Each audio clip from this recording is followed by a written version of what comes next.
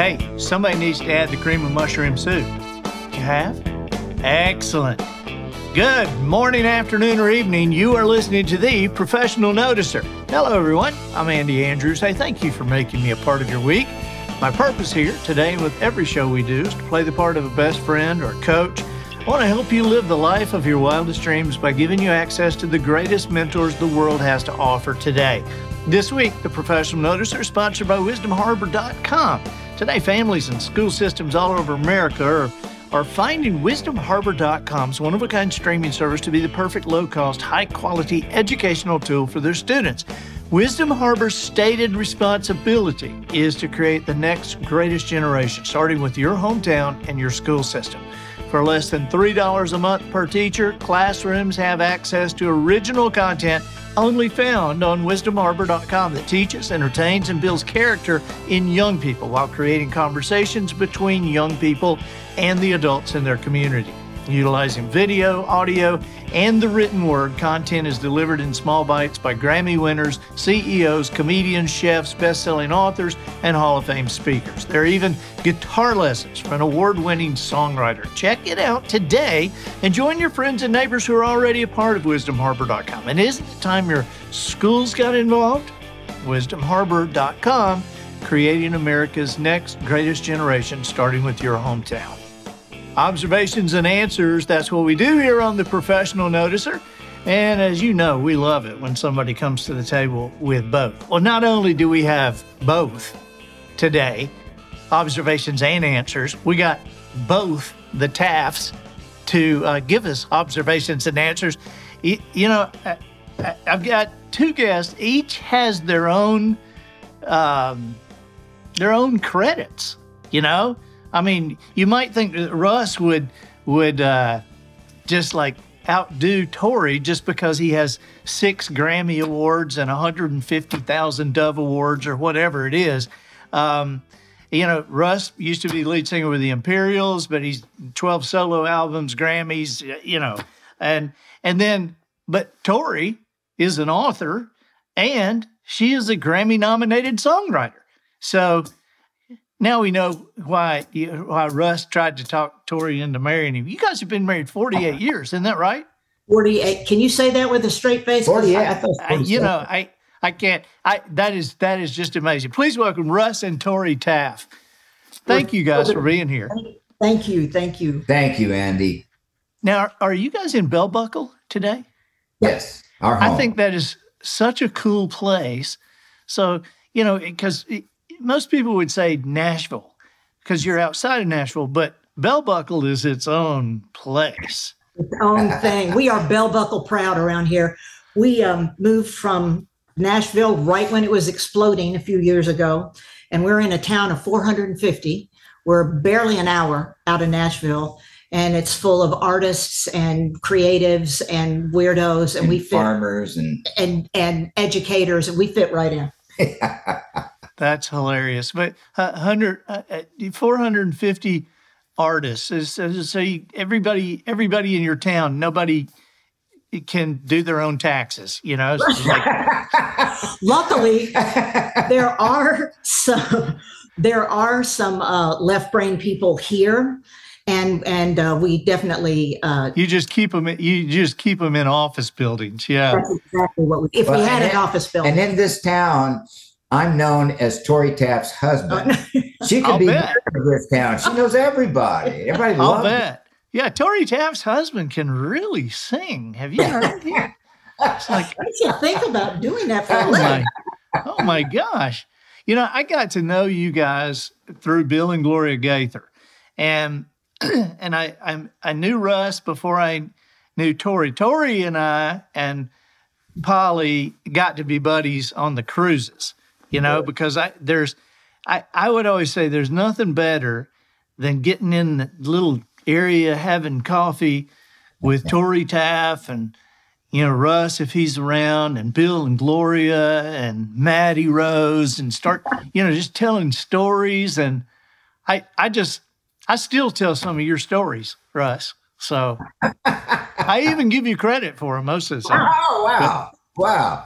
But one of the things that just drew me to Russ right off the bat was, for a long time, you would sit up beside Bill on the stage, in these arenas, 15,000 seat arenas. And the group, all the singers would be over here, but Russ would be sitting beside Bill. And Russ, I quickly realized why Bill liked Russ being with him. It had nothing to do with the fact that Russ could sing. It had everything to do with Russ would laugh at everything Bill says. I mean, Russ is a great audience. When I'm doing my part on these shows, I love having Russ Taff right under me. Hear that? That is awesome. So how long have you guys lived in Bell Buckle? 10 years. It's just been 10 years. Now, I want to this. Even though you guys talk about this all the time, it still seems awkward for me to bring up. What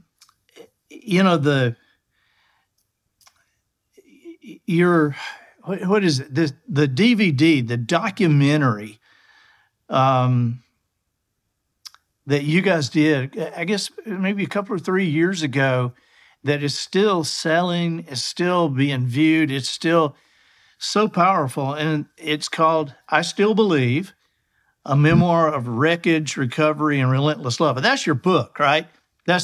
And then what is the name of the DVD? What is the name of the documentary? Russ Taff, I Still Believe. I Still Believe. And Tori wrote the book. Yeah.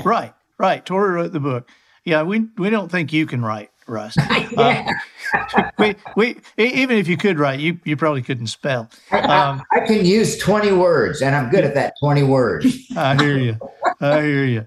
Well, and when at the first, when Tori said, "Can you say that with a straight face?" 48 years, it has been quite a journey for you guys, and so again, it seems kind of. Because I love you both. You're such great friends of mine, and I admire you so much. It seems tough to ask a question like, tell me about the addiction. Not at all. So tell me. I know you're in a great place now, but it has been a long road, hasn't it? It has been. I'll let Russ tell his story, but I can say that when we first got married and we were years and years and years into this before alcoholism ever started. I don't even remember how long we'd been married. At the time when Russ first started seeking help and would be sober for up to 10 years at a time. But we knew that his childhood had been troubled. We had been in therapy. We had been in 12-step programs. But there was not a lot of information out there about the long-term effects of childhood trauma. This is not blaming things on trauma. This is not saying everyone with childhood trauma gets a free pass to be an alcoholic. It's saying that it rewires your brain. And if you are genetically predispositioned for that, which Russ was through his father, it can be almost inevitable that there's going to be some kind of. Well, the way it started, and it was innocent.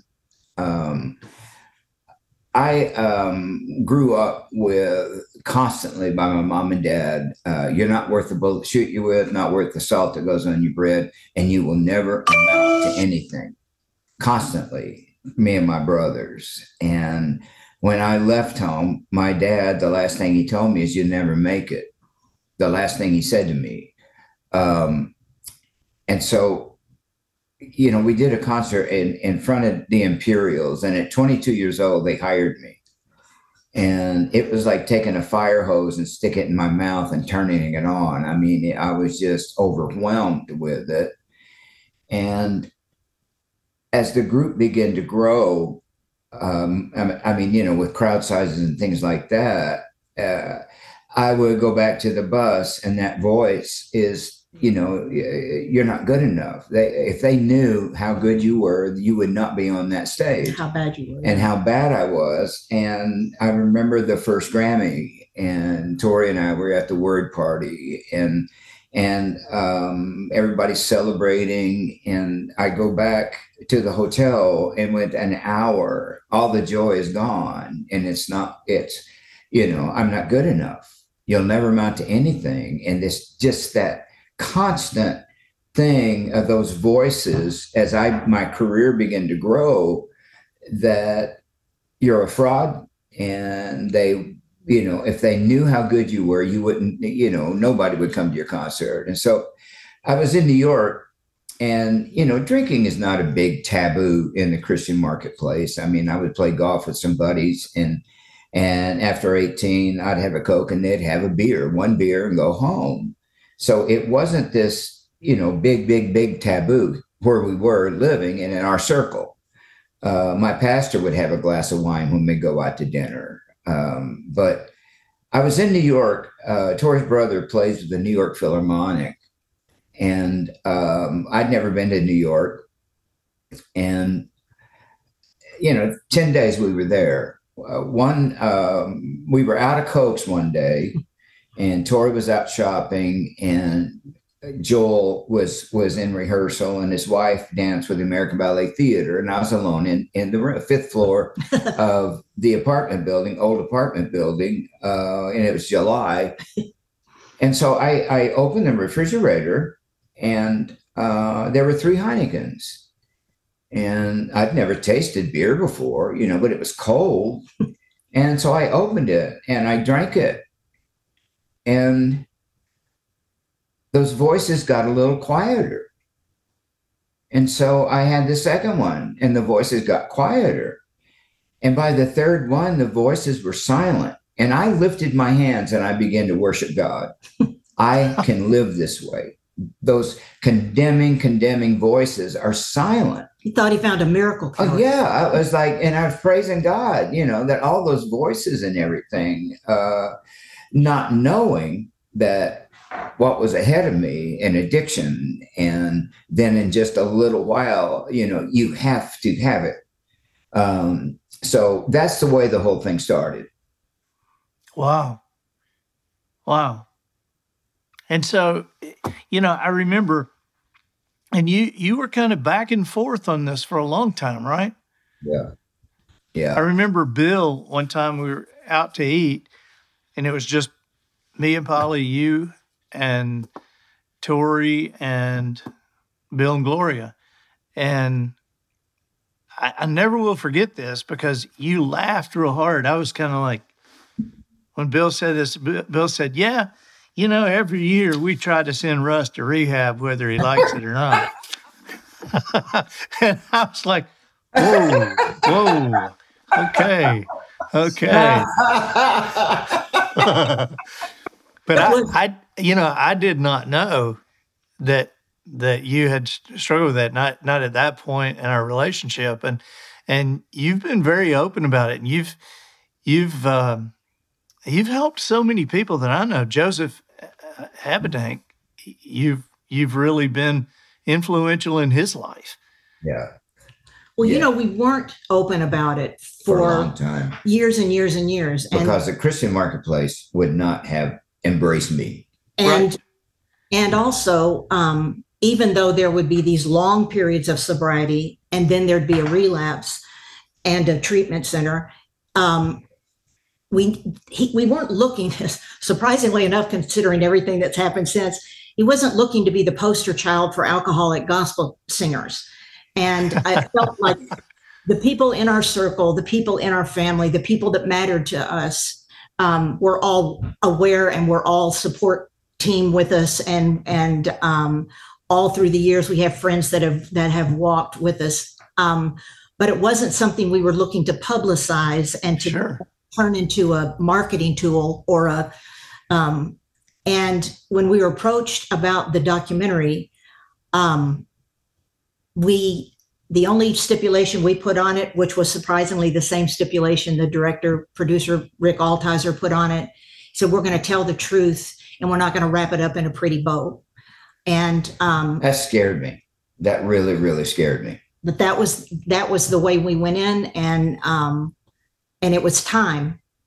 It was time. And I'd been sober quite a while when we did the documentary. So, right. but the first relapse, I go to treatment.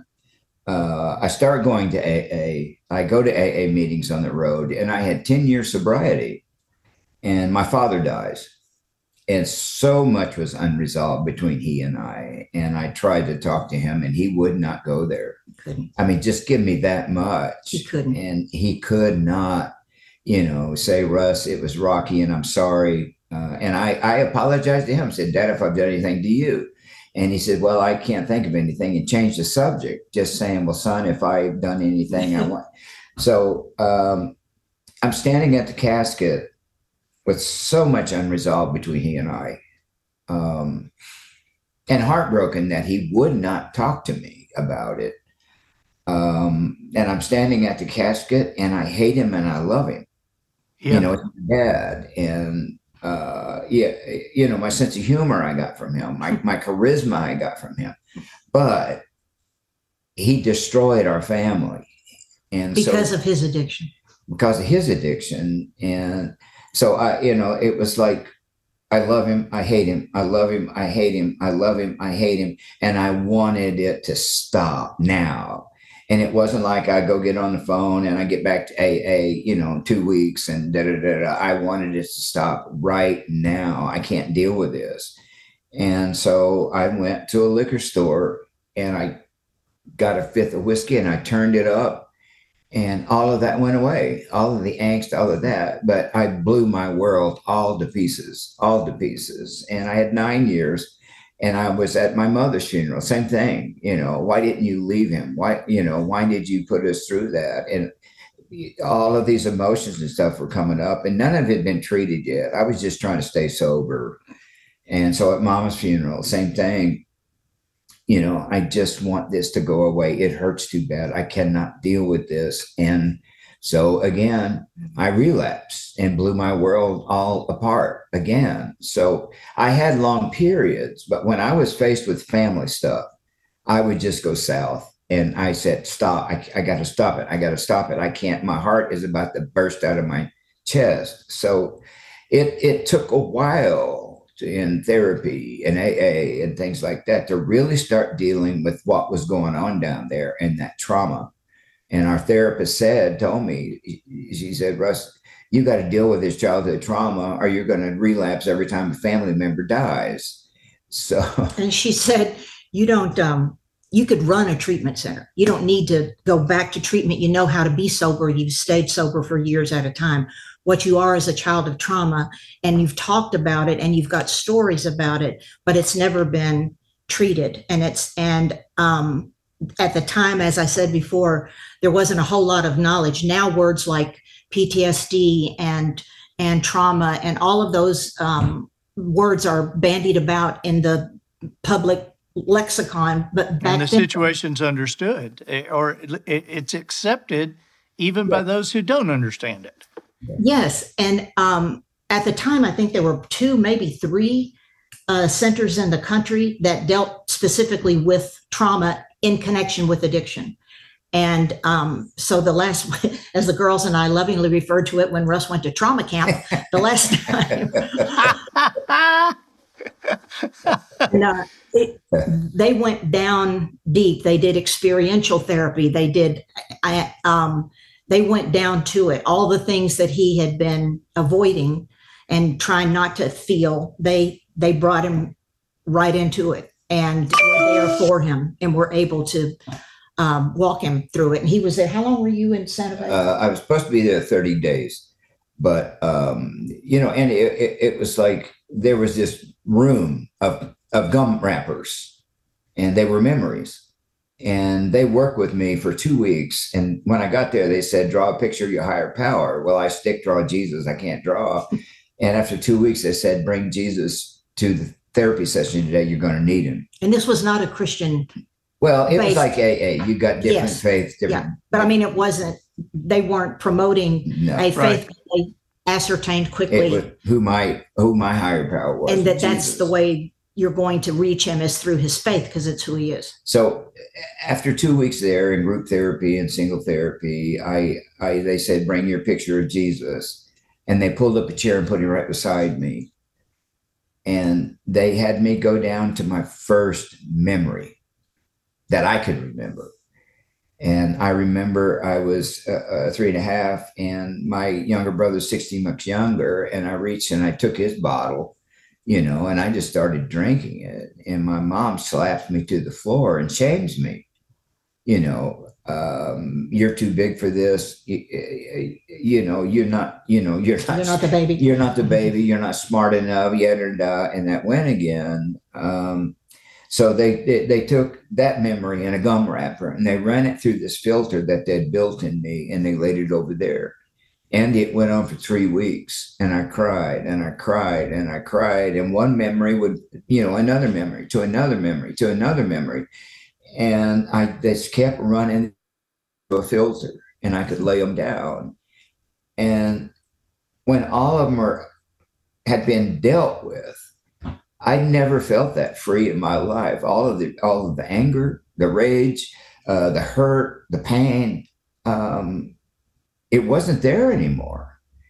And so I was supposed to be there 30 days, but it was working so well, I decided to go ahead and do outpatient there in Santa Fe, New Mexico. So I stayed another 35 days. But that's where the miracle happened. That's where the miracle happened, when those childhood memories, traumas that had held me, to my adult life. I mean, I was 50 years old when I go to this place. But a miracle happened there. And when I left there, I didn't hurt anymore. And I saw my parents as victims also. Yes. They were victims. They were raised just like they were raising me. And they were in this place of angst and fear and addiction. And they had none of the tools. No. That he had access to. Well, they wouldn't even talk about it. No, the shame was they were so deep that there was no conversation even between the two of them, except anger and fighting. And we dedicated the movie to they have passed and had been long past by the time the documentary, but we dedicated it to Joe and Ann Taff with love and compassion, understanding and forgiveness, because that's what was at the end of the journey. Wow. But, I have told my story a lot. And it's interesting. You mentioned Bill and Gloria, who are dear friends of ours. And every time I went to treatment, I'd call him. In the car going. And he would say, Russ, you can do it. Keep fighting. And every time I called him when I went to treatment, he would just encourage me. You can do this. We're praying for you. We're pulling for you. And if we could switch gears just a second, I talk a lot, but Tori's journey in all of this is just amazing, where you got the one that is trying to deal with this, elephant in our house and I just dominated. When I walked into a room, she could tell if I drank or not when I walked into the front door. But her journey was so painful, because I realized, and I still tear up when I talk about this, but I traumatized her the way my dad traumatized me. And when I realized that, it just broke my heart that I did to her through my alcoholism what my dad did to me. But if it's okay, would you tell part of what you went through? Yeah, please. Because I was going to say, what made you stay there for 48 years? First of all, there was never any violence in our home. Russ grew up with almost daily physical violence and emotional violence. That would not have been something that I would have had the option to stay and see if there could be redemption. And The other thing that was incredibly difficult is that he literally learned at his father's knee how to hide and lie. And so it wasn't until years and years, right towards the end, before he went to trauma camp, that I actually saw him impaired. Because I just thought he went to Kroger a lot. Well, I was a closet drinker, and that's crazy making in and of itself.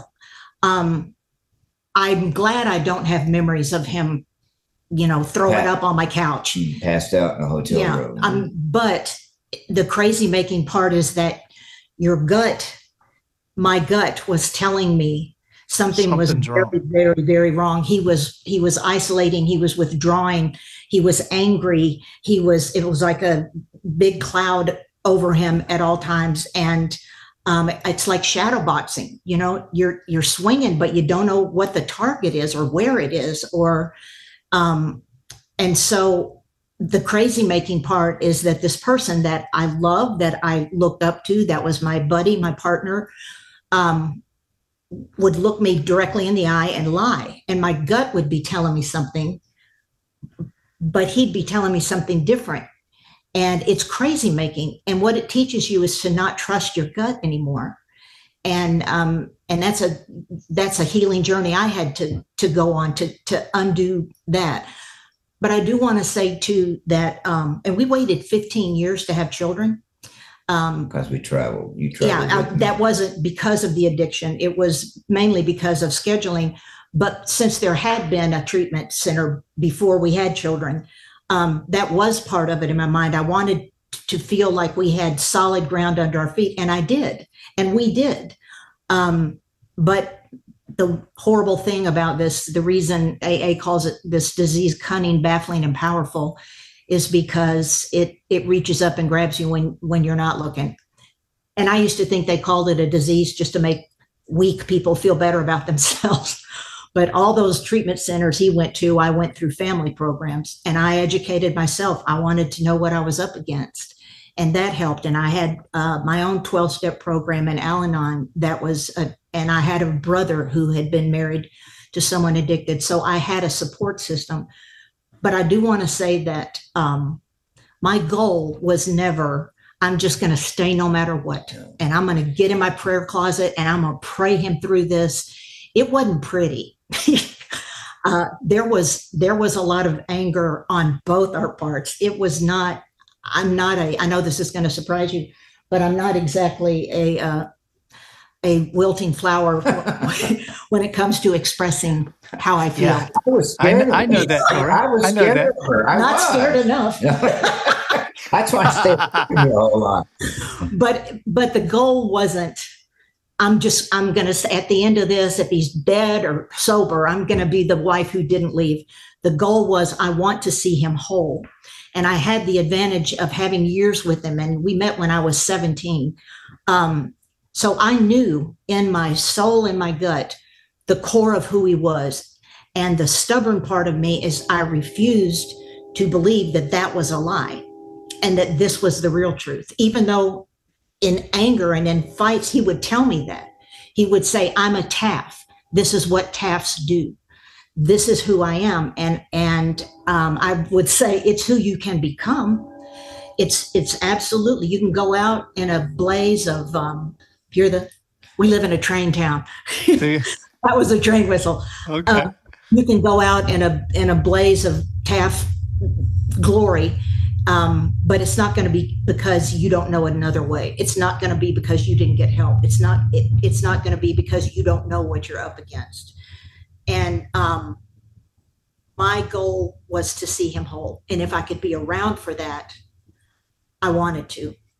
But that self-doubt that started happening and continued even through when he was sober, that my brother, who was a rock, this is another brother, not the New York brother, this is the Nashville brother, and had walked through addiction in a marriage. I trusted him more than I probably trusted anybody, including myself. And I sat him down one time, and he was a man of few words. So when he talked, I listened. And I said, Matt, if I am staying for a reason that is not healthy, if I am staying out of codependence, if I'm staying out of, I think I can fix him. If you see me staying, because we were making steps and we were kind of coming back together and he was sober. But I said, if I'm staying for a reason that is not healthy, will you promise me that you will tell me? And he said, yes. And I believed him.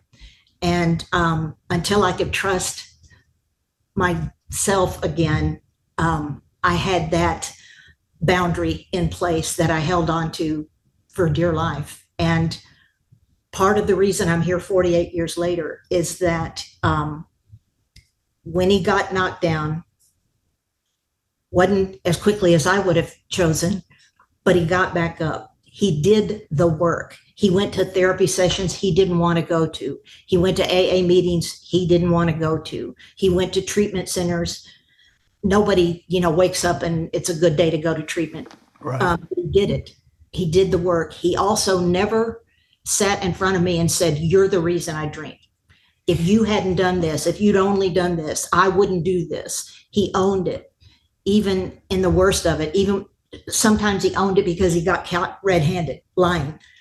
But he would say, yes, I did it. And it would stop there. He didn't say because of, and that gave us, it didn't fix it and it didn't make me feel all that much better, but it gave us something to build on. And Gloria has said to me and said to you many times, she said, I have never seen anybody fight so hard to get sober in my life. And it wasn't a linear path, but it was a path not unlike your story, that you just didn't decide to lay down and roll in it and say, I guess this is the end of the story. Right.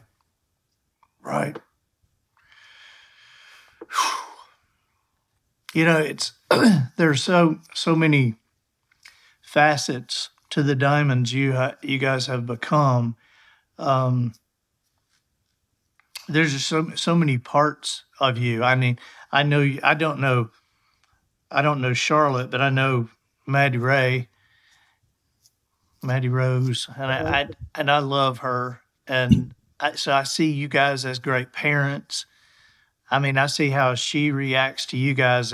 She's an adult, and I mean, she's not a kid, but I see how she reacts to y'all and loves on y'all and what great buddies you are. And I see you as parents. I see you both as artists, and then you're examples for so many of us, and you're inspirational. And so it's just, there's a lot of facets to what you guys have done. And you're still writing, Tori, and you're still singing, Russ. Yeah. Tell me about, now, I've heard about somebody, now I don't know if this is what you call them, but somebody told me about this, and they called it a tithing concert, that Russ did a tithing concert in our town. What is that? Well, I've been wanting to do this, Andy, for so long. I mean, for over 20 years, I've wanted to do this, where there have been promoters in churches that wanted me to come, but the machinery that I carried was so big that I needed, the places that could pay the most to pay my band and that sort of thing. And then I just, it was like I'd fly over these places and they would reach out and say, would you come? And in my heart, I'd love to, but I can't. So this time in my life, to where I have weekends available. And not a band and a bus. It's the whole process much simpler now, that there's places that I know and pastors and relationships over the years, and I will just call them. And I'm going out. I was out like a couple of weekends ago, and I'm going out this weekend. I just call them. I say, hey, I'd love to come and sing and minister to you people for free. And I'll pay my own transportation. I'll pay my own food. And if you take an offering, I'll give it back to the church. So I don't know. I feel like I'm tithing what God gave me, and not just my pocketbook, but I'm tithing me. and my music and everything Yeah. about me. And it has been so rewarding to go in there, and they just can't believe that I came for free, and just to sing to their people. And it could be 100 people, it could be 200 people. So I don't know, Andy. It has been so rewarding, and I'm still doing my regular concerts, for that pay for the tithing ones. that pay for the Yeah, I got you. you know. Yeah, I do know exactly what you're talking about. Some of these relationships are pastors, which is always his soft spot, that he's met and had conversations with and for years, but it just wasn't ever going to be something that a church of a small, tiny church could. And so this has been, I see the difference when he comes home, he's exhausted and he says, it was amazing. I can't wait to tell you. And I think God is honoring it, but I also am seeing him be able to do something he's talked about doing for 20 years. And there's freedom in that, Andy, because you're not thinking I got to do a certain thing because right. they're and, but when if you came to my church, you'd have to do Trumpet of Jesus. You'd have to do that. Because I'd make you do that one. But it's done something inside of me, and I can't explain it, but I feel closer to Jesus. I do. And in these concerts and speaking that I'm doing, there is no, a voice in my head, I got to do a certain thing and I got to do a certain thing. But when you go in for free, there is just liberty. You just do what you feel like you want to do. And they are so happy that you're there. But I've learned stuff about me when you go in for just nothing but to give back. And you guys are offering, I don't know if you want to tell this story, but I would like you to tell this story because you're giving a lot of people who you have meant a lot to over the years. You're giving a lot of people the opportunity to be a part of a new project you have going on, because I've heard part of this album. I've heard part of Cover Story. That's the new album. It's not out yet, but you've got it. You're mixing it down, and you're allowing a Kickstarter program with this and allowing people to be a part of this. Well, we've never done a Kickstarter at all, and he's not comfortable doing it, which is why Steve Taylor did it. Well, all those years, and we both know Andy, PTL, and all of these places, and TV preachers are always asking for money. Oh, and I just had this thing of I don't want to do that. Right. But with this, and I love this record so much, and the record's paid for. The record's done. Yeah, the record's done and paid for. Done. But there were a couple of people that are close to me that's working with me with this thing, and they said, we need marketing dollars to really take this further than any of your records before, because this record has a much more of an outreach than just the Christian marketplace, even though every song on there is part of my journey. But so anyway, I didn't go on and do it. A friend of mine called Steve Taylor, who's the executive producer of this record. And a CCM legend in his own right. Yeah. I want to put, if you don't mind, I would like to put, let's put a link to that video, or put that video, because I've seen what Steve did. I would like to put that on the show notes of this podcast, because I would like people to see this. Well, thank you. It explains how it got there. Yeah. Well, because I agree with you. This is not something that you do all the time. You've never done this, and yet it is a way to allow me and Polly to be a part of what you're doing, and to listen to that with pride and say, "Hey, we had a part in this." We had a part in getting this word out, because that's what the Kickstarter is going for, is to get the word out. You can have the greatest product in the world, but if nobody knows you got it, it doesn't matter. And so we've got to get this word out about Cover Story. And this is a great way,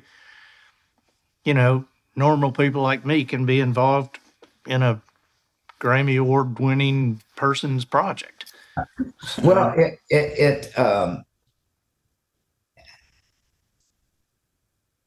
I don't know, Andy. When I toured with Andre Crouch, we did 2 tours of Europe together back in the late 80s and early 90s. And there was not a mega churches, through Europe at the time. And so we would go into, everything was hooked on festivals. Friday, Saturday night, we'd do festivals. Then through the week, we had a band. And,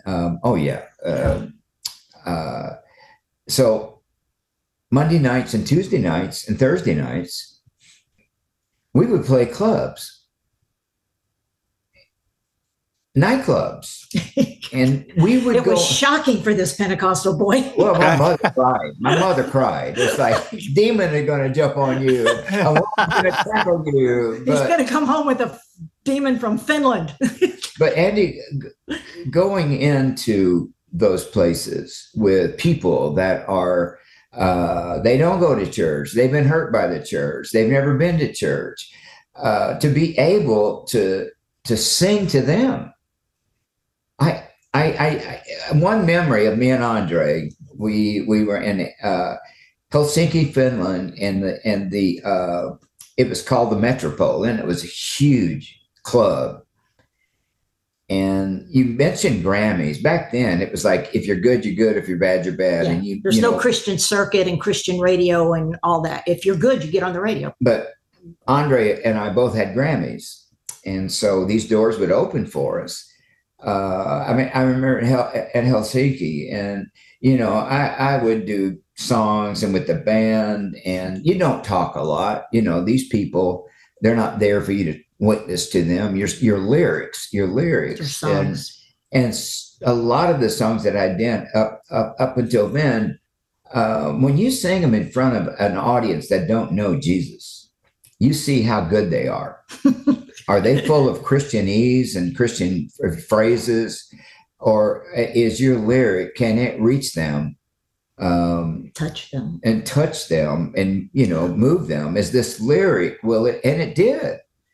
I mean, songs like I Still Believe, through the pain, through the grief, through the I Still Believe. And these lyrics I would sing them, and it was like, my Lord, that's so powerful to somebody that don't know Jesus.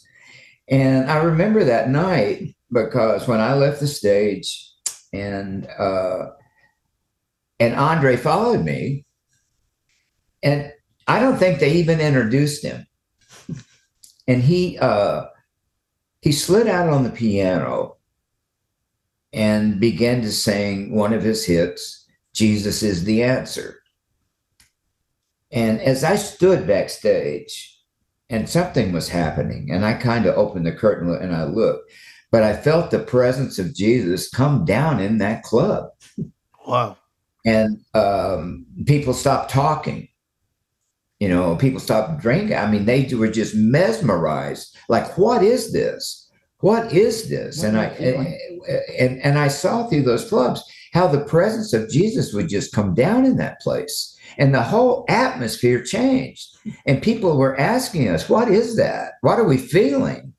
And so after the shows that night, there would just be some people come up and want to know what was happening, what that was. And we could share our faith. But night after night in these clubs, I would watch the Holy Spirit just move into that place. And the church had told me for years, and still do, you don't go in there, don't go in there. Let's keep it right here. But with this record, I set it up to a place that I can go anywhere and share my faith through these songs. And I'm so excited about it and what's ahead. Because even when I tour Europe now, I asked the promoter, at least give me a couple of clubs. There's bigger churches over there now and choirs and all that. But I say, put me in a club a couple of nights, because it keeps me honest. It keeps me honest. And the way I write, it keeps me honest. I want to write for everybody. And so anyway, it got in me, to take this to an audience that don't go to church, right, that have been hurt by the church or whatever. And because I've watched God move in these places, and this record, it's going to hit the church, it will, but also it's going to open doors to go into secular places. Because some of these songs have been around a while, but the lyrics are so powerful.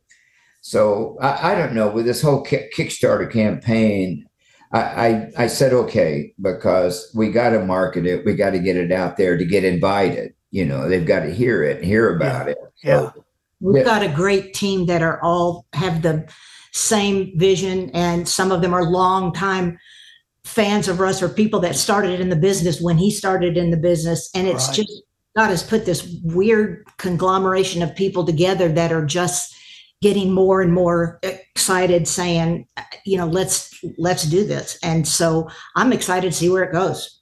Well, even the birth of this album, I wasn't looking for it, Andy. I wasn't out, it was like the documentary. I had a fellow, he had seen me play at a club. Chicago Bear played their 30th anniversary, and they had an after party the next night at a club. Chicago? It's Steve Taylor was a solo artist, CCM artist. Then his career morphed. He was part of this band called Chagall Guevara. Mark Chagall. Okay. All right. And it was like a cult following, incredible band. And they had a 30-year reunion, huge concert. They had not played in 30 years. At the Ryman Auditorium. Oh, wow. And the after party was the next night, because we're all so old, we can't party. And they invited Russ and a couple of singers to come and get up on stage with the band and do a song. And it's a club. It was Jack White's place. And so it's a funny story. I was supposed to do Down in the Lowlands with Charlie Peacock, who wrote it, and I recorded it. And we were going to do it together. But Charlie got sick, and he didn't come. And so I was just going to stand and listen to the show. They had some great artists there that I love. But this guy called Jimmy Abegg, he was a guitar player for Steve for years. And he's a producer, and he's played with, I don't know, everybody. But he came to me and he said, let's do it, but let's do it blues. So when you're my age, you've been out here this long, it's like, okay, if I fall flat on my face, I don't care. Yeah.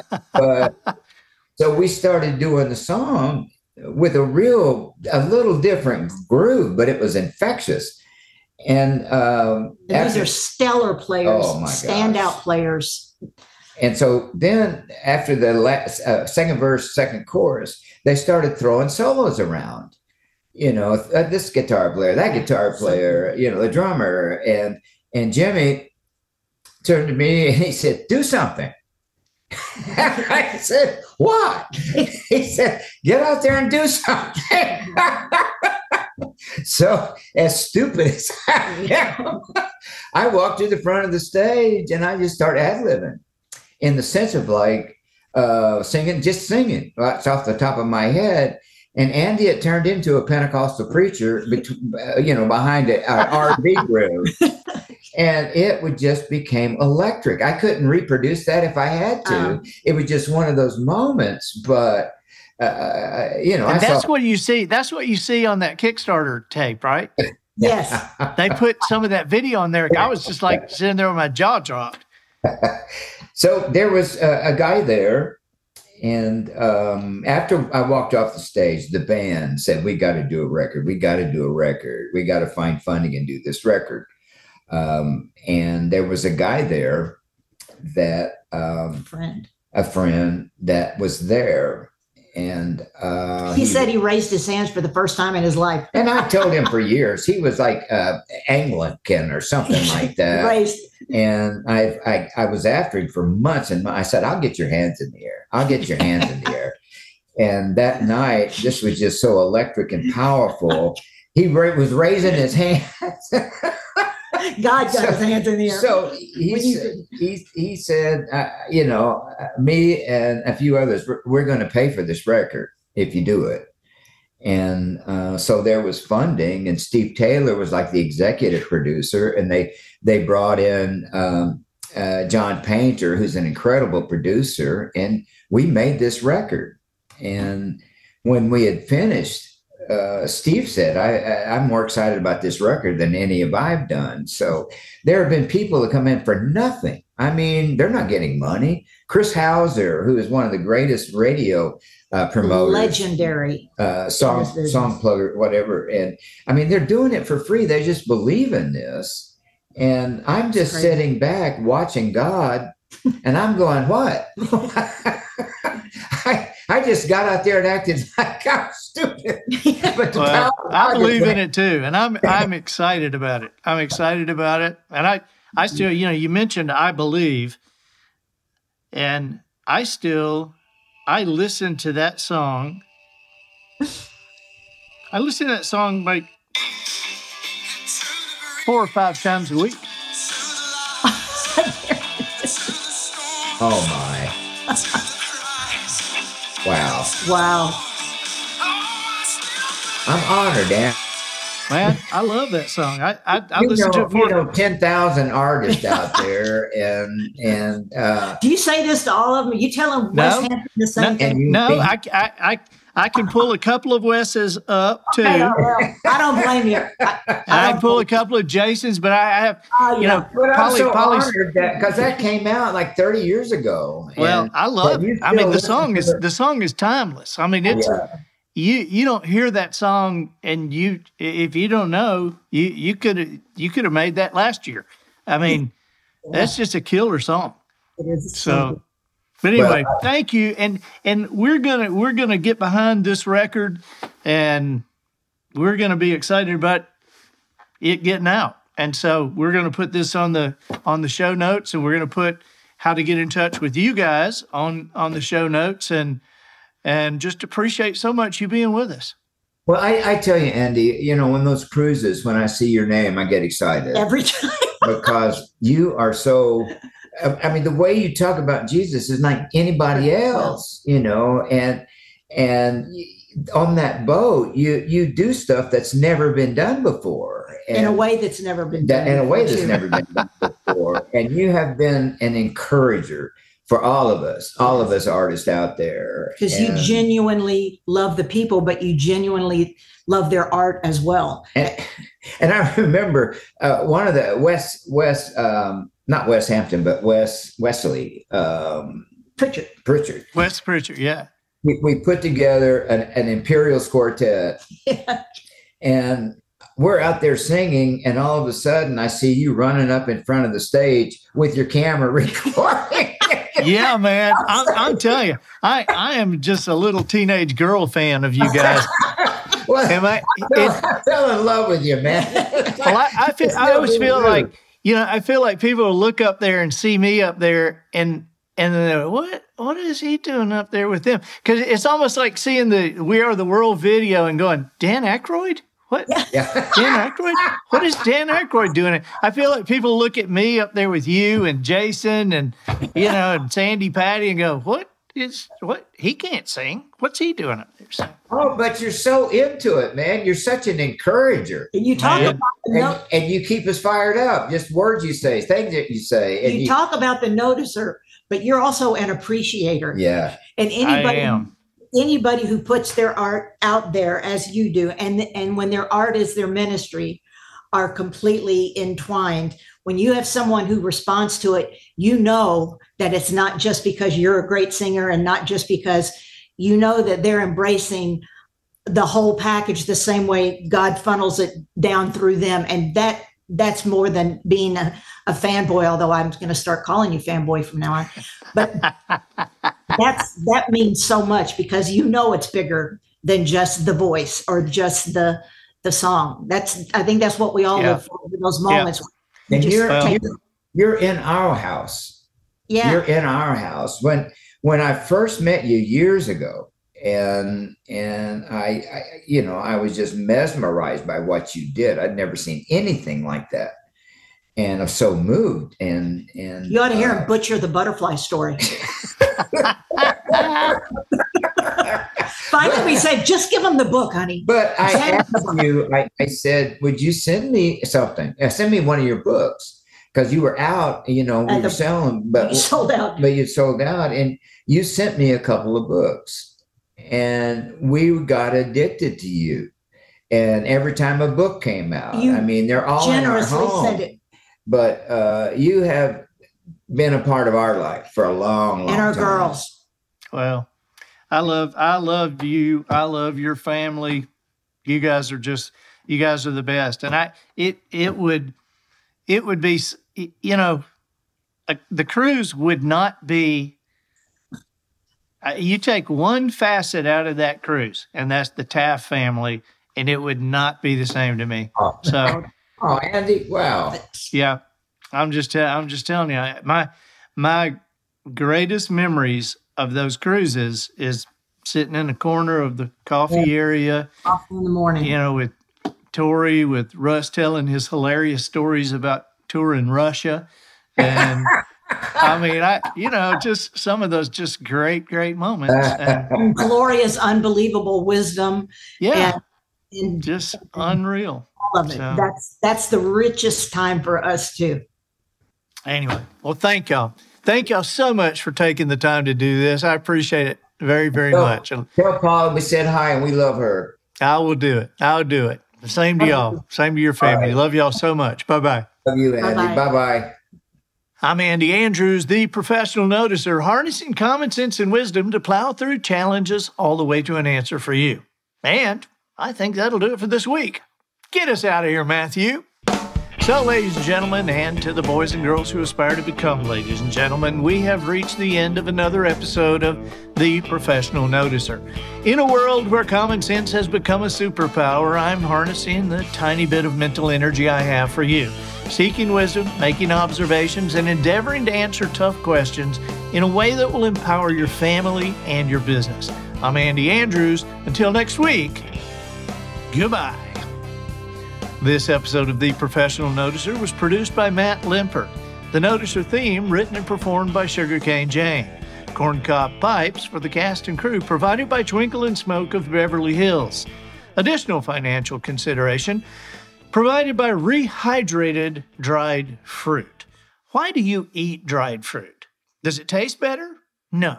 Does it make you thirsty? Yes. Isn't it time you got back to basics? Remember the fresh fruit of your childhood? Isn't that a past you'd like to relive?